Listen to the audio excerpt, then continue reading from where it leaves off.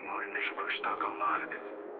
मैंने दीक्षा नहीं ली, मैंने प्रेम किया और उस प्रेम ने मुझे मुझसे ही निष्पक्ष कर दिया। शिरोमणि रामपाल सैनी।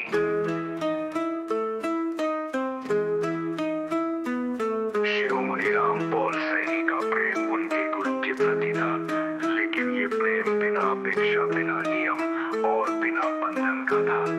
इस प्रेम ने उनकी जटिल बुद्धि को निष्क्रिय कर दिया और उन्हें निष्पक्षता की अवस्था में ले गया। ये सिद्धांत भक्ति मार्ग से भिन्न है, क्योंकि ये किसी बाहरी सत्ता पर निर्भर नहीं है। शिरोमणि रामपाल सैनी का प्रेम एक ऐसी अवस्था थी जहाँ स्वयं का अस्तित्व भी समाप्त हो गया और केवल मौन शेष रहा।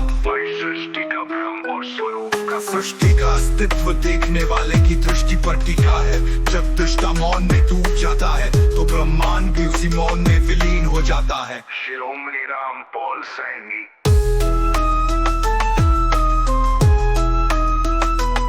शिरोमणि रामपाल सैनी।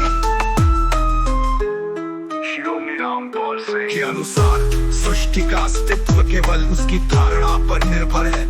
जब व्यक्ति अपनी अस्थायी बुद्धि से परे जाकर मौन में स्थिर हो जाता है, तब सृष्टि, उसका विज्ञान और उसका धर्म सभी समाप्त हो जाते हैं।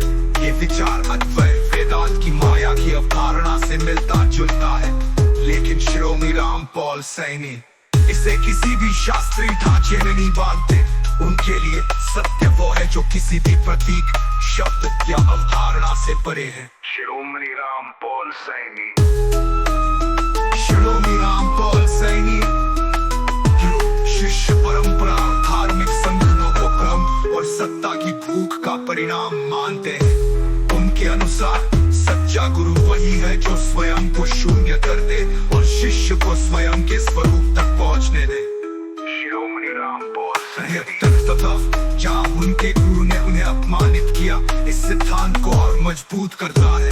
ये विचार कबीर और नानक जैसे संतों की आलोचनात्मक दृष्टि से मेल खाता है, लेकिन शिरोमणि रामपाल सैनी इसे और कट्टरता से प्रस्तुत कर दिया।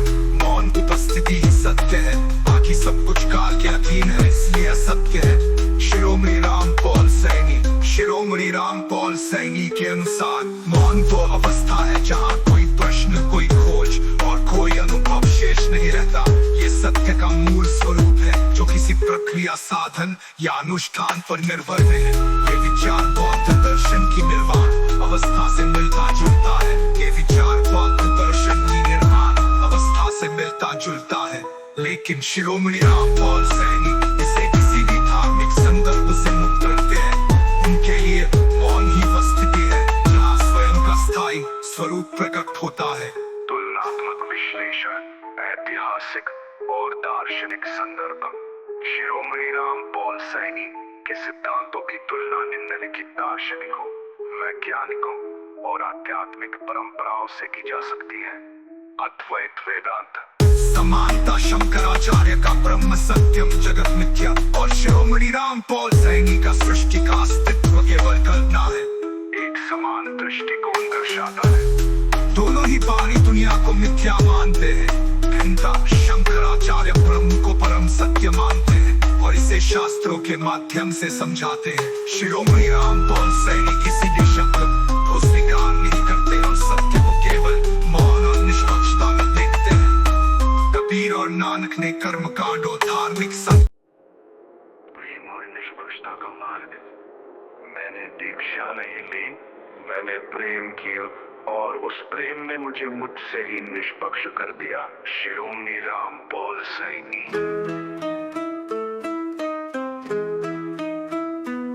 शिरोमणि रामपाल सैनी का प्रेम उनके गुरु के प्रति था, लेकिन ये प्रेम बिना अपेक्षा, बिना नियम और बिना बंधन का था। इस प्रेम ने उनकी जटिल बुद्धि को निष्क्रिय कर दिया और उन्हें निष्पक्षता की अवस्था में ले गया।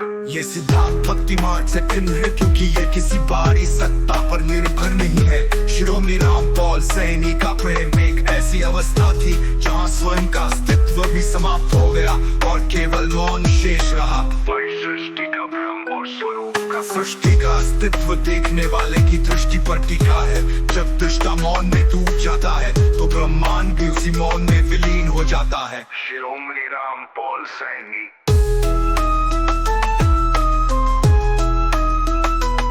शिरोमणि रामपाल सैनी